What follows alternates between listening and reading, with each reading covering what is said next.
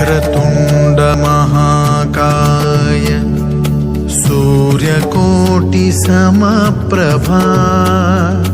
निर्विघ्नं कुरु मे देव सर्वकार्येषु सर्वदा। वक्रतुण्ड महाकाय सूर्यकोटिसमप्रभा